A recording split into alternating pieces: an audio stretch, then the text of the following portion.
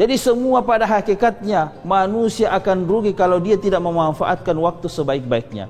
Makanya sering dicontohkan, jika ada tiga orang yang masuk goa, setelah di dalam goa ada suara yang terdengar, wahai si fulan, ambillah batu sebanyak-banyaknya.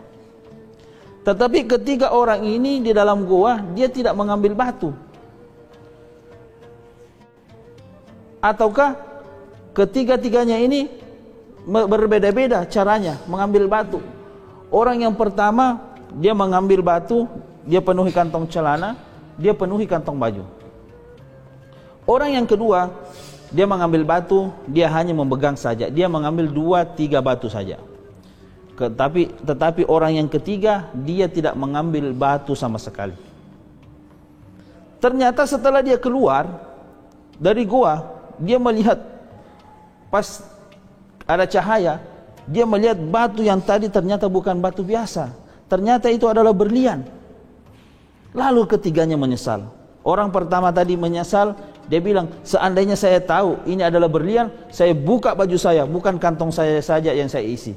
Saya buka baju saya ambil sebanyak-banyaknya. Dia menyesal, padahal dia yang paling banyak batu diambil. Kemudian orang yang kedua, dia juga menyesal. Kenapa? Seandainya saya tahu kalau ini adalah berlian, bukan tangan saya aja saya pegang, bukan 2-3 aja berlian yang saya ambil, saya penuhi kantong saya. Tetapi yang lebih menyesal adalah orang yang ketiga, tidak mengambil batu sama sekali. Beginilah perumpamaan manusia yang hidup di dunia ini. Ketika mendengarkan ceramah, perbanyak amal, amal itulah yang akan menyelamatkan kita. Apa katanya? Buat apa amal? Buat apa sholat? Menghalangi saja. Buat apa sedekah? Bikin habis uang saja. Buat apa sholat? Mengganggu saja pekerjaan. Mereka selalu mengatakan mengganggu, tetapi ketika dia meninggal nanti, baru dia menyesal, ternyata hanya amalanlah yang akan menolong kita. Beginilah perumpamaan orang-orang yang tidak memanfaatkan waktu. Para pemirsa TV One dimanapun berada, yang dirahmati Allah Subhanahu wa ta'ala. Kemudian kita melanjutkan, wal asr innal insana lafi khusr. Kata Allah Subhanahu wa ta'ala, orang-orang yang tidak memanfaatkan waktu sebaik-baiknya, semuanya akan merugi, kecuali ada yang tidak merugi. Yang pertama, orang-orang yang tidak merugi adalah orang yang beriman, illal ladzina amanu, orang yang beriman. Tetapi perlu kita ketahui bahwa yang dimaksud beriman, kata Nabi, al-imanu huwa tasdiqun bil qalbi wa iqrarun bil lisani wa amalu bil arkan. Orang yang beriman itu adalah melafazkan secara lisan, kemudian membenarkan dalam hati, kemudian dia mengamalkan dengan perbuatan. Itulah yang namanya iman. Karena banyak orang sekarang ini mengaku beriman, tetapi sebenarnya pada hakikatnya dia tidak beriman. Betul.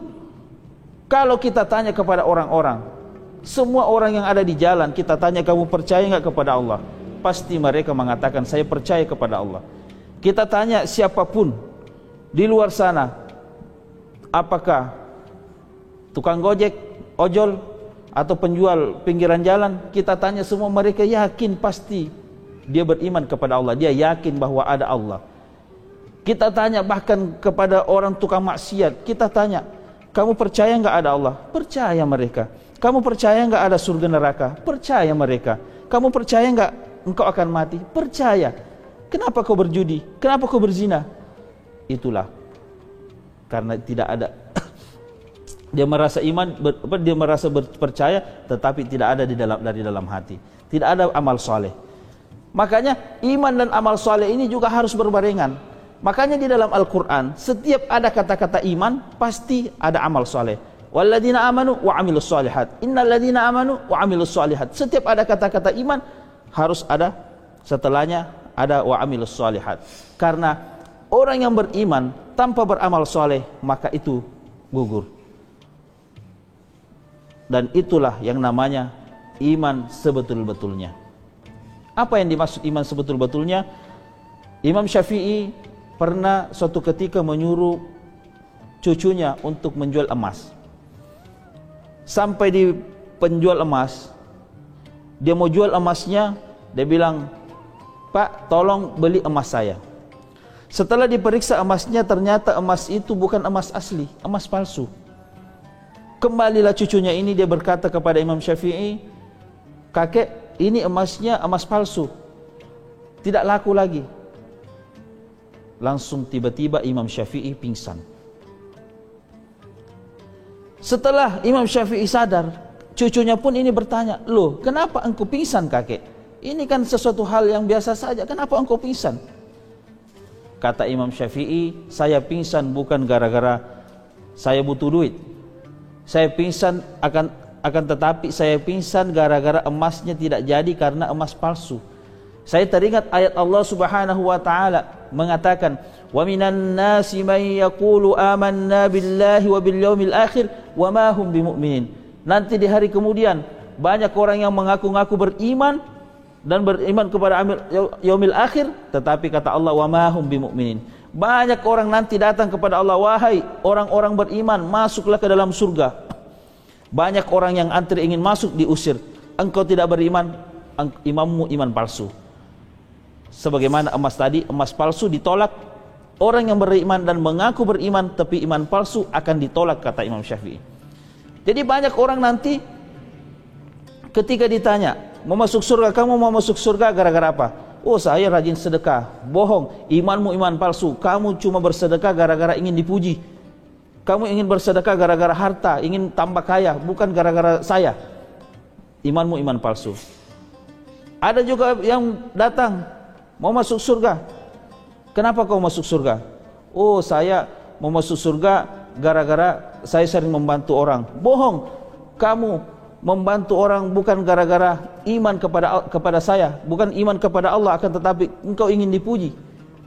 Orang-orang seperti inilah yang namanya imannya iman palsu, sehingga ditolak oleh Allah Subhanahu wa taala.